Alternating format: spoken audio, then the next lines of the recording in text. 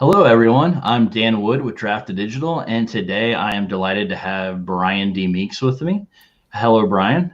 Hello, glad to be here. So, Brian is a best-selling author. He is a numbers guru, and so he really likes to talk about ads, which a lot of authors don't necessarily like talking about ads because they just don't know exactly how they want to approach it. He also likes to talk about descriptions because a great ad does you very little good if your description and your cover don't sell the book in the end. And so we're going to talk about that today. As always, first 30 minutes or so, I will be asking Brian some questions. But if you have your own questions, go ahead and start putting them into the comments. And we will get to those during the last 15 minutes or so of the session. Thank you all for being here. So, Brian. Yes. Let's start with the blurb or the description, because I think that's such a huge part of, for the most part, people are only going to see your cover and like maybe the first part of the description. Yes. So I know people are always coming to you, and you've got a business that helps people write the description and blurb. What are some tips that you have for authors? Well, people need to understand that the way most authors approach their description is to write a synopsis of the book full of spoilers. Yes. Then when they get to the end, they don't even ask for the sale. And that typical description, which you will find that among nearly every author, whether they're making $500 a month or $200,000, their descriptions are a synopsis of the book, and that's not how you sell. The advice I would give is to, and I tell this to everyone, hint at what might be in the book. Don't tell them what will be in the book.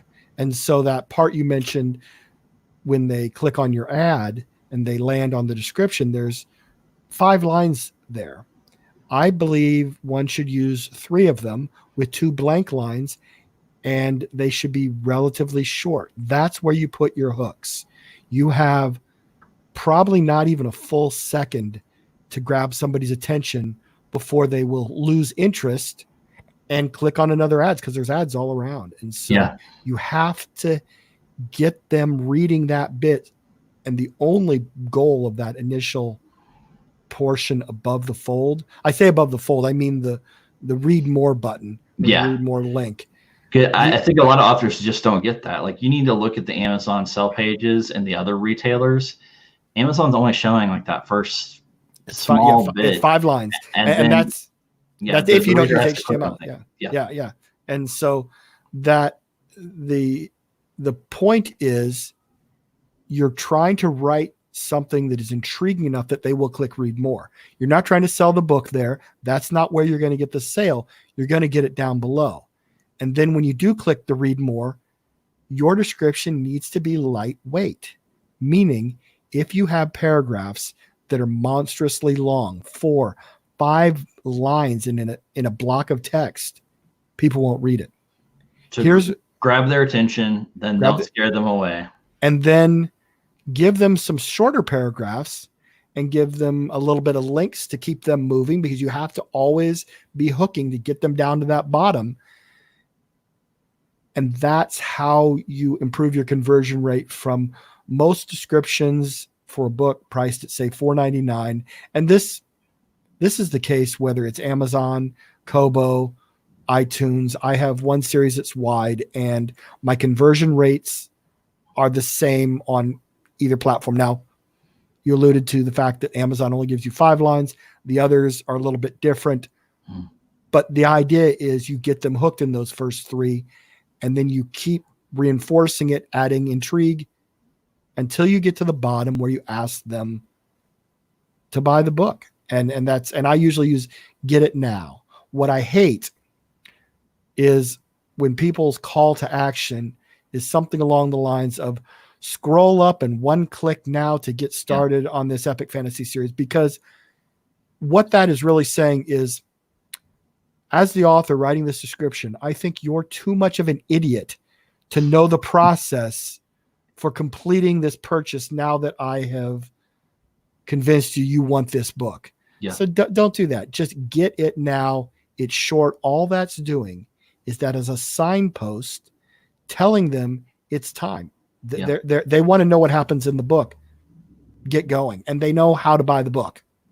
And I know for the other retailers, a lot of them would reject the second language you gave because one-click terminology is more of a Amazon thing. Yeah, absolutely. So doing something that's a little bit more generic, but also trust the reader to know what they're doing on the platform is just great advice. Yeah, and the point is, they're not on the fence by the time they get to that last line. They have either decided not to get it, which if you have a really successful description, it's failing 90% of the time. 9 out of 10 people are not going to download the book. But they've already decided. Good to know, because I think a lot of authors think there's going to be a much higher conversion rate.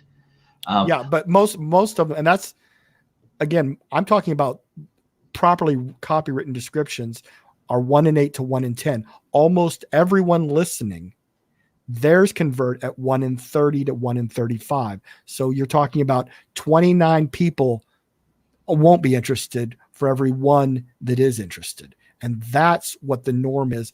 That's the norm for people making $1 million a year. Yeah. There aren't that many descriptions out there that convert well because authors don't look at that stuff. They don't do the analytics. Yeah. When you're describing your whole process there, it kind of reminded me of the difference. Not so much now, but like the early days of Apple marketing of their devices versus PC devices or versus Android phones, where the Apple marketing would be all about the experience and like those little moments. That's how they hook people. But with PCs, they were like, here you have the Pentium 2 processor. Like it was just a bunch of terminology and what was in the machine rather than what it would make you feel. And so I feel like that's a great example. You kind of want to look at that and just make sure when people are looking for a book, they're looking for a specific feeling and experience. And so letting them know exactly what they're going to get. Yes. Your cover is going to help do that by looking like the genre. And then your description and blurb, I think, I think everyone should spend so much more time on their covers and on their descriptions. I agree completely.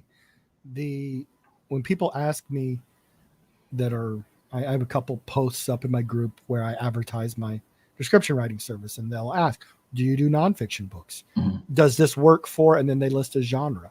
And I tell them I can sell lawnmowers because copywriting, in fact, I had a friend when I lived on the Strip, and he lived in the same building. He's a world-class photographer. And most of the work he does is for the various gambling corporations that run all the casinos on the Strip. And they have lots of gigs. Well, one of the companies has a gig that 3 times a year they put out an open call. And there's only maybe 20 photographers in the world that respond to this. And I mean, his camera equipment, his medium format digital equipment, the body is $180,000. So this is a level of photography that most people don't even know exists. But if you're taking an image that is going to be displayed across a billboard that's 120 feet long, you need a certain quality of equipment, and there just aren't that many people to do that. So he's tried out or submitted for this job, I think he said 7 times, and he had not gotten it, and it's competitive. And I said, well, what's required? And he said, really, it's just a CV letter. And so we sat down, and I asked him, who's the person reading this? What is the pain point that they have dealing with you, the photographers? And he told me, he said, well, most of us are divas. And so I spent about 20 minutes. I wrote the copy for his CV. He got the job for the first time. It was a 2-week photography job that paid $100,000. And that was 20 minutes of copywriting. And so what your listeners should realize is the stuff I'm talking about is not go fix your description. Yes, absolutely you want to do that. But you know what? When you're writing an email to your readership, use the same copy, because if you're using copywriting and you're using hooks and you're making it intriguing so that they get to the end of the email and they think to themselves, well, that was kind of pleasant. I chuckled twice. I'll open the next email. Yeah. So it's important in ways that people haven't thought about. All the interactions I do on Facebook, every single post of mine is proper copywriting. It can be commenting on my aunt's picture of her dog. I still use a hook. I still use the blank lines, because that practice is what made me good at it. I think it's really interesting to me. When we do the private consultations with authors, 9 times out of 10, I'm letting them know, hey, you need to be asking people, like both in the description at the end of your book, to leave a review, to sign up for your newsletter. Like people just don't ask. And that's really most of the work is just ask. Because people, if they're your fans, they want to help you. And so you just got to make sure you let them know how. That's a great point. And I think new authors, for anyone that's listening that's relatively new to this business, most everyone that I've ever talked to about this, we all agree it's uncomfortable when you're starting out. You aren't necessarily sure yet if you're really good enough to tell a story. And so asking can be hard. But once you start to do it and you realize that you're going to get some bad reviews, you're going to get some good reviews, but there are people out there that will love your books and they don't mind you asking.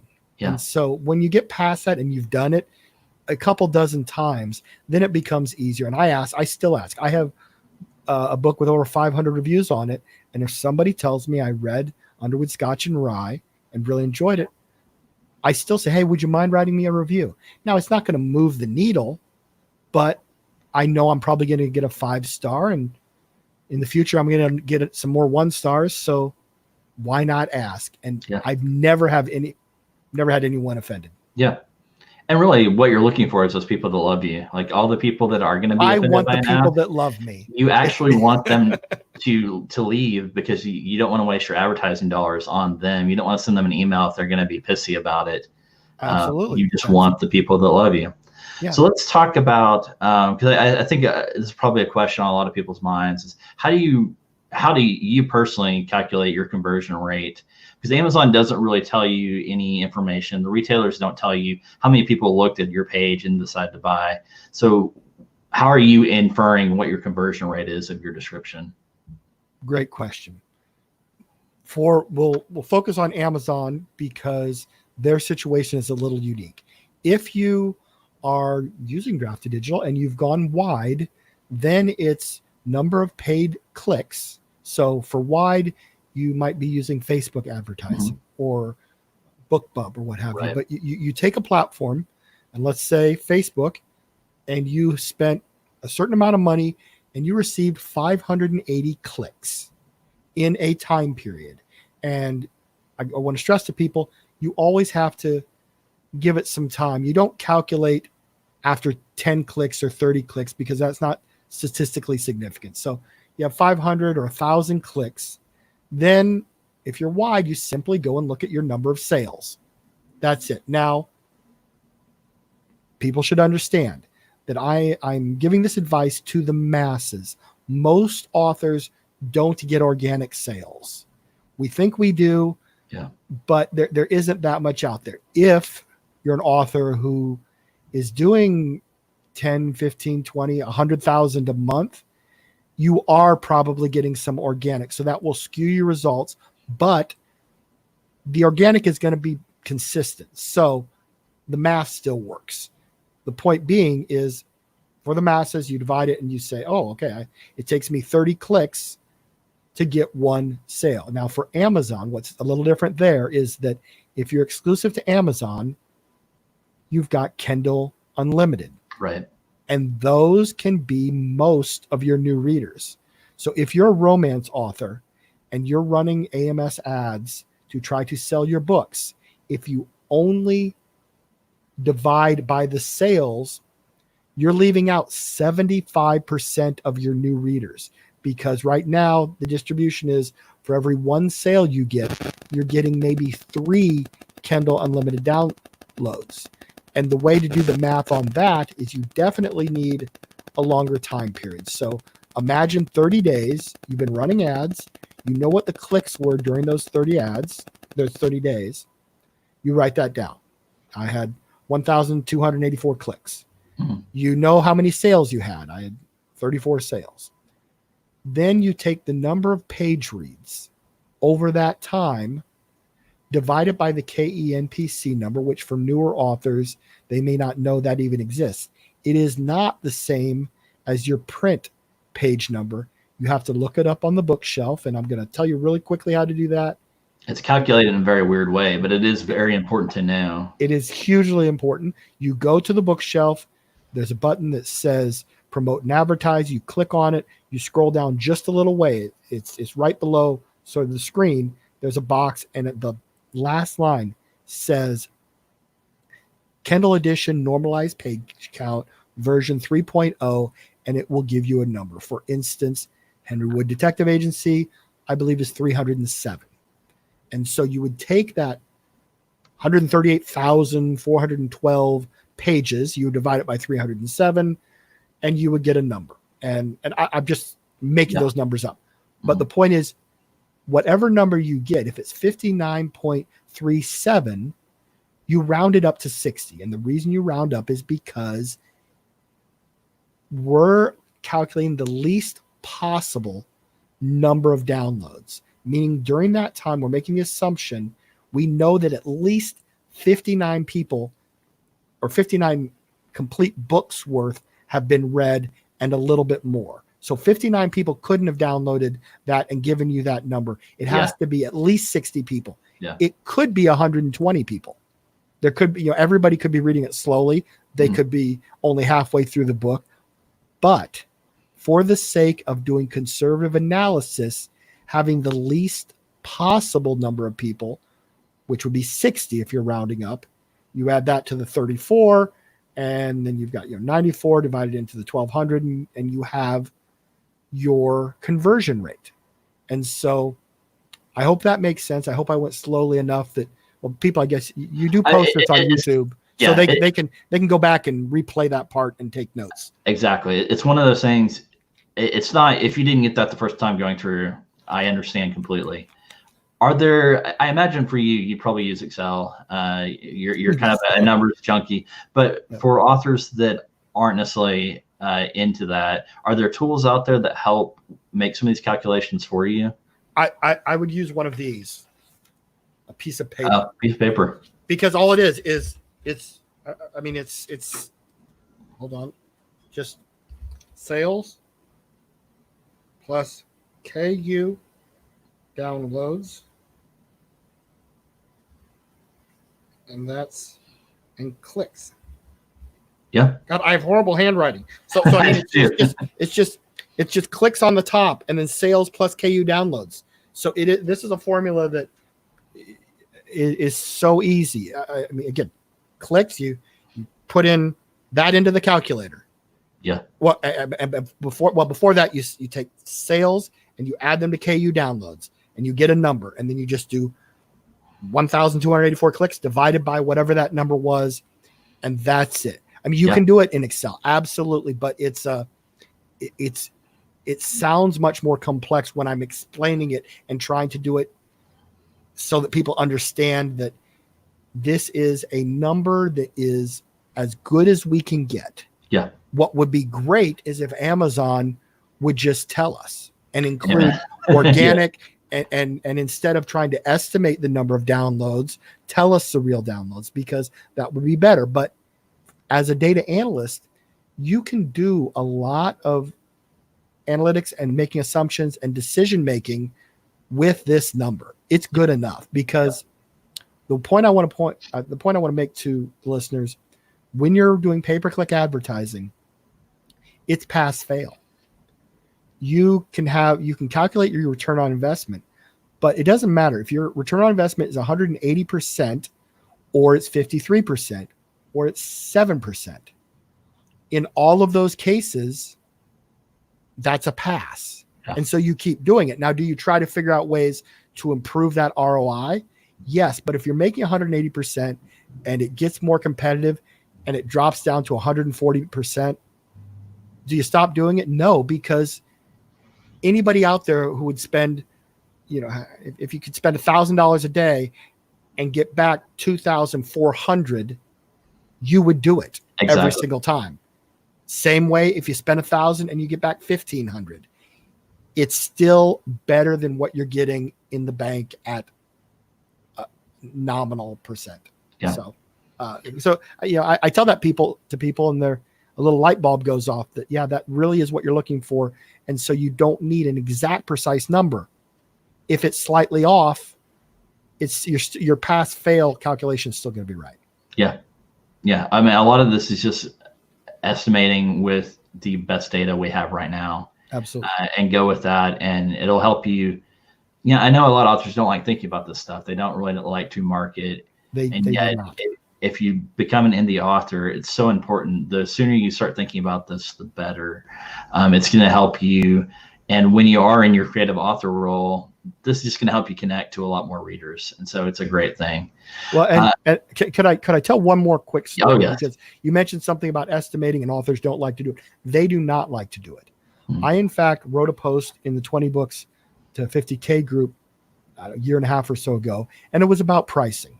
I have a degree in economics. I try not to go too deep into the weeds, but I basically explained that the economics is clear. It's price inelastic, which means if you raise your price from $299 to $499, or even $99 to $499, there isn't that much of a drop off in sales, and the revenue increase is massive. And I did the math for them. I gave examples.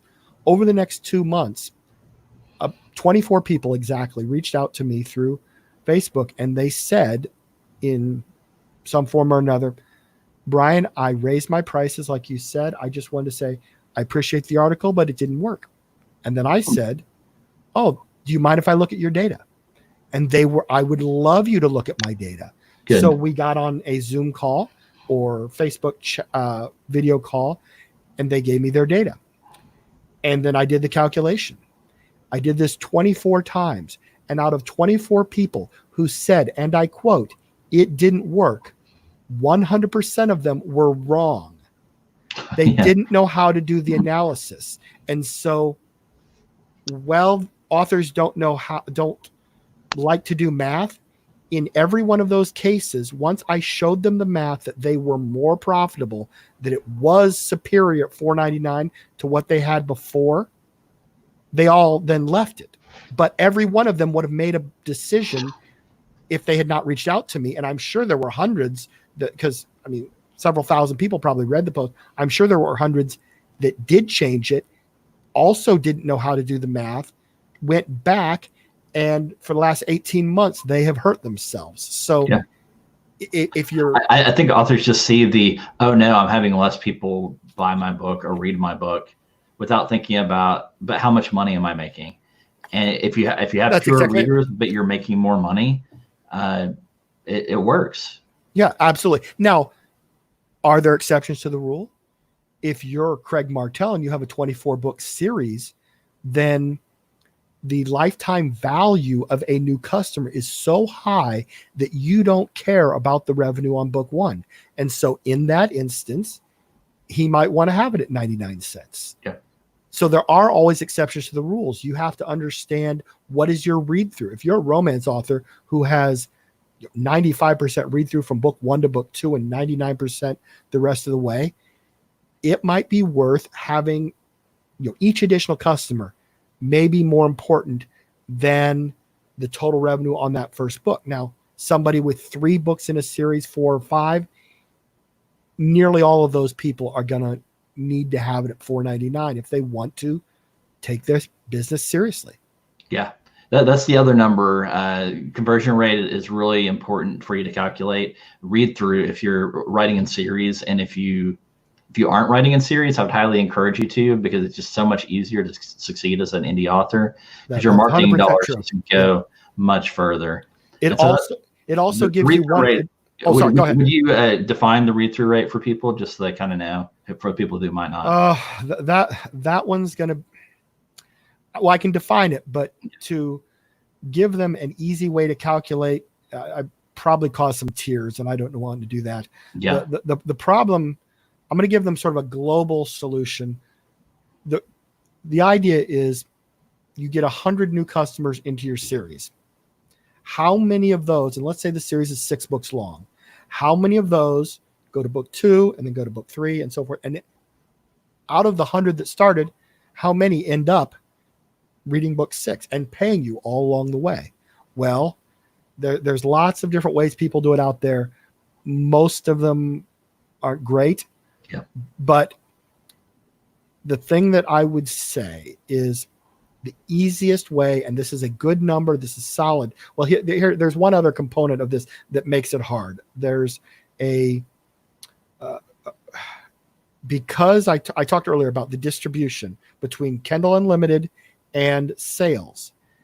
Kindle Unlimited, we get paid on page reads. So you need to kind of figure out the lifetime value if they take the Kindle Unlimited path. So think of that as one silo, and the lifetime value of the sales path, because it's different revenue amounts. So you might have your book at $4.99, get $3.45 for each of the books through the sales channel.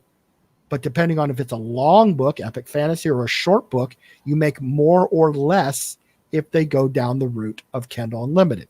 So that's why it's a complex number. Oh, yeah. But here's what I want people to do, and this is going to be the easiest solution. So if you've got this series, if you've just had a release in the last, say, 2 months, take that book out for the time being. We're only going to calculate, say, books 1 through 5 in that case.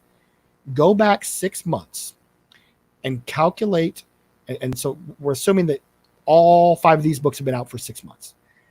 And calculate the total revenue from all of them combined. So you take all the sales and KU page reads from each book, throw it into a pile, get a giant number, $4,382.15, and then go back and look at the quantity of sales and KU downloads for book 1, doing it the same way we just told you before, right. And you'll get a number and say it's 500. And then you divide 500 into the 4,000, and you have roughly a lifetime value of about $8 per person. That is going to give you the best number. Now, in the example I just gave, we left off book 6. So we know that the actual number is better than that, which means in 5 months, when book 6 has been there for 6 months, do the 6-month test again, and you'll get a better number. You should always be checking it, because when you're paying per click, you need to know, if I'm converting at 1 and 30, I'm paying 50 cents a click. That's $15 for a new customer. Even with 6 books in that series, in that made up example I just gave, you're only getting back 8. So do not spend $15 to make 8. Yeah, makes perfect sense. We're getting close to when we're going to start taking questions, and we have a very active chat. So there's lots of questions. You're telling me that there's still people listening after I've been doing 20 minutes of math? Yeah. That is staggering to me. So let me share right now where you can find Brian at. And he said the best place to look for him at are his Facebook groups. So Mastering Amazon Descriptions. And what's the name of the group with the ugly? The ugly thing is, and I don't know that it would have the and in it, the A-N-D. I think my copy and paste was messed. That's just me. You. Yeah. That's just you typing and. Okay, well, I'll post these links into the chat in just a second. Anyway, the top one is Mastering Amazon Ads, my group that I have for my book, Mastering Amazon Ads, and then the other one is for Mastering Amazon Descriptions. And so that's where you can find me. And I do pay attention to the groups. There's around 11,000 authors in there now. What's nice, though, is that I've been running them long enough, and there are active authors in there that really understand this stuff. And so a lot of times people ask questions, and before I see it, somebody else has jumped in with the correct answer. Now, if it's a new person that gives the incorrect answer, then I gently point out that their advice was insane and almost a war crime. So let's go ahead and get into some of the comments. Craig says, I'm reading your book, Brian, and redoing all my descriptions. I know Craig. Craig's awesome. Well, thank you, Craig. What is the name of that book? That's Mastering Amazon Descriptions, an author's guide. And your nonfiction is under Brian D. Meeks, is that right? Yes. Yeah. So Brian D. Meeks, if you look that up on a platform, you're going to find his nonfiction books that are going to help you with all these things. Yeah, and I believe both Mastering Amazon Ads and Mastering Amazon Descriptions are wide, ironically. And I've been promising Kobo I would do a version Mastering Kobo Descriptions, which would be basically the same, but adding a few stuff. And I'm lazy. I was going to make an excuse, but the realities are I just haven't done it. You have to add A onto every one of the descriptions for the Canadians. So Tracy says, looking to launch end of next week. I need to redo my hook and descriptions. I'm brand new, first book. Thank you for explaining the analytics in that sale ratio. Well, congratulations. You're starting off on the right foot. Starting to think about those things at the very beginning. But I mean, I just want to say congratulations. That first book is such a rush. Believe it or not, the 25th book is also a rush. But here's the one thing that I want you to know. The first book will be the worst book you ever write. It may be a really good book, but you will continue to improve. And when book 5 comes out, if you should one lazy Saturday afternoon go back and reread book 1, don't think you need to redo it. It's fine. Yeah. You can spend all the time in the world just re-editing and redoing stuff. Just keep moving. Just keep moving because we all improve. I am better today at writing, and book 3 was better than 2, and 7 was better than 5. I just keep improving. Exactly. And you know what? People liked my book 1 well enough. So, Charlie Harvey. Yes. Hello. What ad platform do you prefer? Amazon, BookBub, Facebook? And those are going to be the big 3, right? There's not really... Those are the big 3. And I want to preface this with saying my preference right now is for a very specific reason. So I wrote the book on Mastering Amazon Ads. I very much love Amazon Ads. I've made $250,000 selling books because of Amazon Ads. Yeah. My passion is research. So if you look at most of my books, the rankings are terrible, but that's because I'm interested in learning new things. What gets me fine, I make enough money. I do fine. And so I have the luxury of doing the stuff that I like. And so I have all these books. I would rather use them doing research on trying to uncover things that nobody has ever discovered before, because not to brag, but there was nobody that talked about conversion rate on descriptions before I wrote Mastering Amazon Ads. And I've done research on back matter. Nobody does their back matter right. I don't give away that information. It's in my course.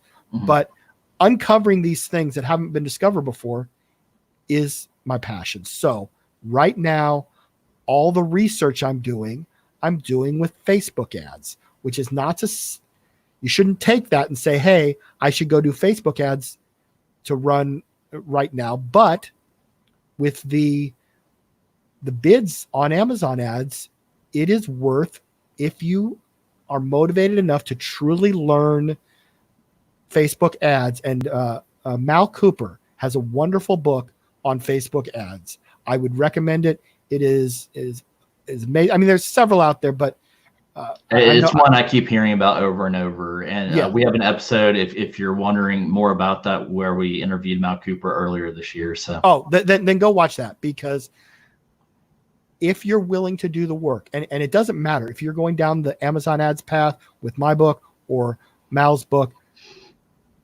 expect it's going to take you 6 months. Mm-hmm. And you're going to have to use Excel. You're going to have to track things. You're going to have to look for patterns. Facebook is harder because they have more variables. You can do more complex targeting. And so to really get it dialed in takes a lot of work. But if you know how to do them, then you can get lower cost per click. Now, so I'm using that because it's less expensive for me to do my research. And that's probably going to change over time, right? Like, it will. From if you ask me the question in 6 what months. I'm hearing right now is that Amazon ads are kind of expensive right now because a lot of people are ordering from Amazon, whereas Facebook, there's less people advertising products right now on Facebook, and so the ads have gone a little bit down on Facebook. And you're half right. The Facebook part was correct. The reason that the ads are expensive on Amazon, though, isn't because of the volume of orders. It's because authors don't like math. And Yeah. I mean, this is the deal. When I'm teaching somebody how to do Amazon ads, I have them start off at a bid that will likely not get any impressions. It's too low. So as an example, say, I tell you, start off at 25 cents, run an ad, watch it for a week or 2 or 3 ads. And then we're going to talk and they're going to say, oh, no impressions. So it never turned on. They didn't get anything from it. And then I tell them, that's fine. We're going to go to 28 cents next, because what we're trying to do, and it takes a long time, is we're trying to find out the cost per click that you need to pay right now to get a reasonable amount of clicks so you can start selling your books. But this is what they do: 25, 28, 75. And because everybody does that, they're not patient. They get 75. Now, what nobody does is, they start getting them. A lot of them don't realize they're losing money at 75 cents. Yeah. And they never ask the question, well, could I get the same amount of clicks at 72, at 68, at 57, at 52?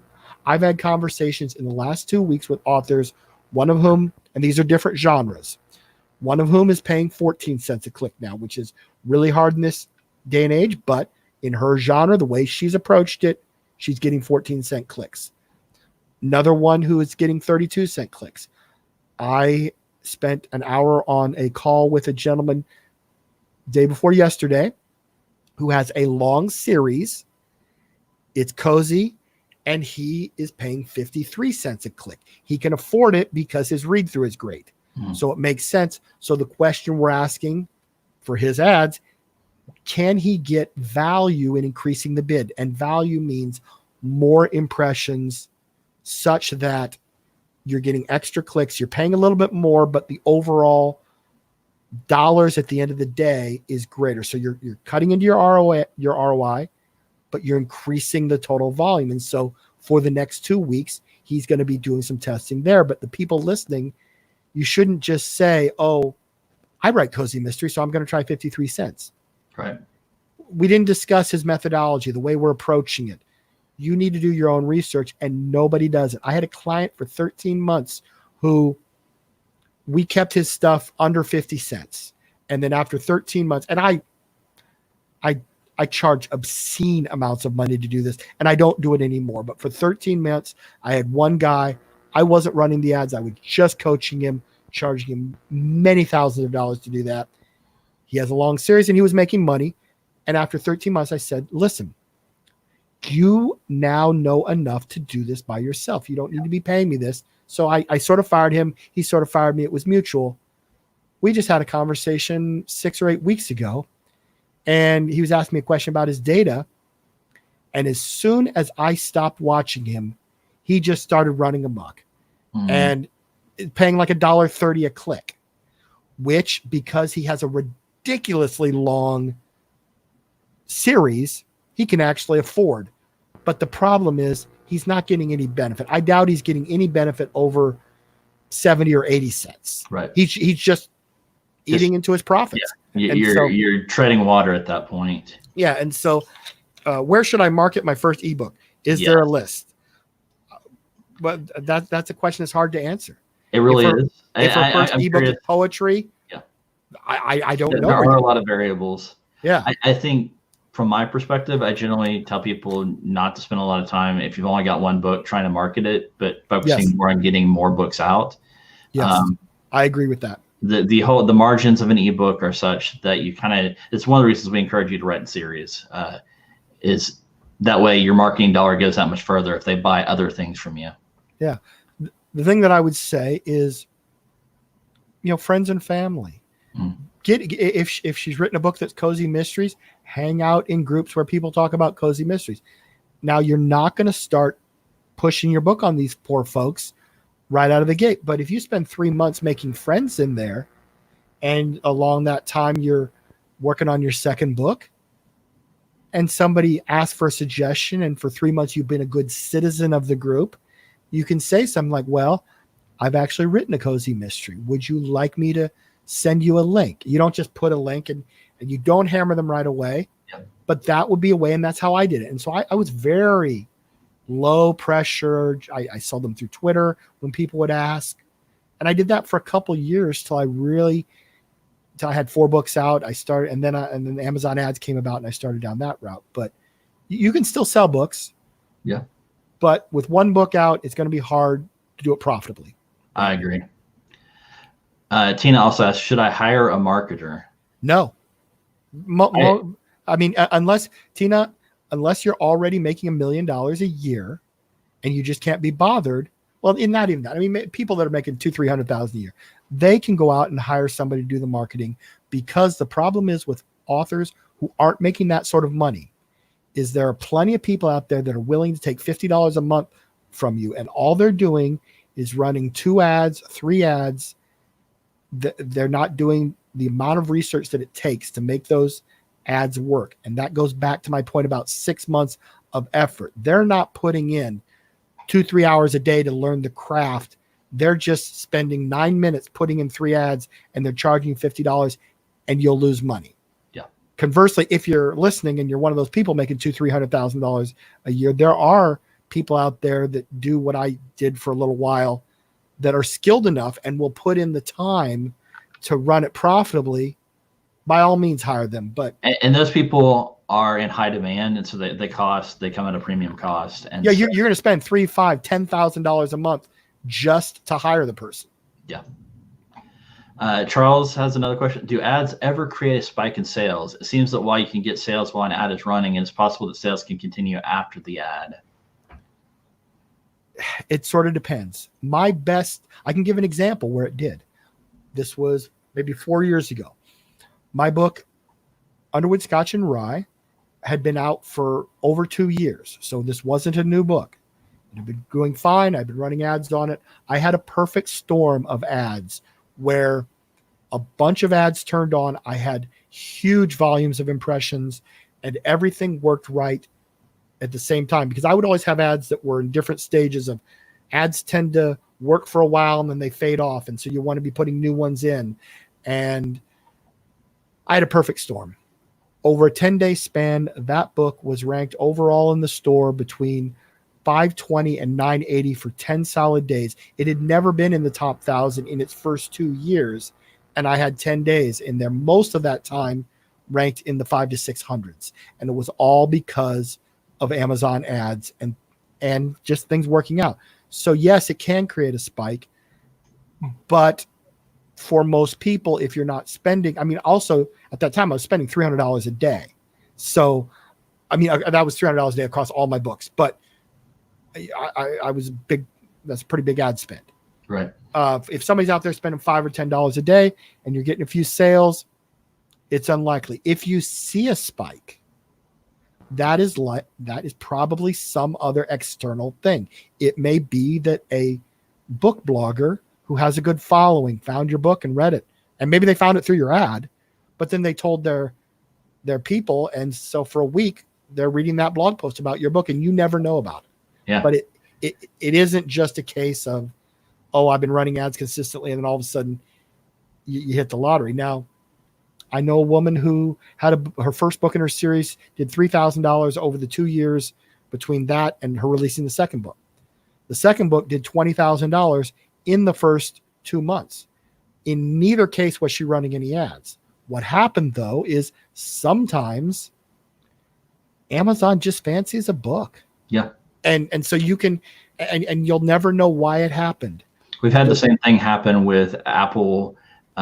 Like their Australian marketers picking up a book and featuring it, yeah, and not telling us, so the author doesn't know. Just like suddenly the book is just selling like gangbusters, and it's really hard to know because odds are the author is not in Australia, and so they're looking at the sell page, and they're doing okay on Apple US, but really where the sales are, and you don't know until you look into the data, is in Australia. Absolutely. Yeah. But that's the beauty of being an indie author. Yeah. It's every book you have out there is sort of a lottery ticket. It could at any time happen. And you frequently get that feedback, next day with most of the major retailers. You get next day sales data at the very least. And in some cases, you get it within a few hours. Absolutely. We are running up against time. So I wanted to end on this comment because it goes to the heart of a lot of what we're talking about. Yep. Dean's right. Your best marketing is the next book. The more product you have out there, the further all of your marketing is going to go. So I like to encourage everyone, don't spend a lot of time worrying about your marketing plan until you get to about 3 books. At that point, I think it's worth really hunkering down where your time is equally valued, spending time on the marketing versus the writing angle of it. Do things like have bundles, like make more product by offering your product, your book in different ways. Make sure you're out there in print. Make sure you're putting together, if you've got 3 books, put them together into a omnibus or whatever you want to call that.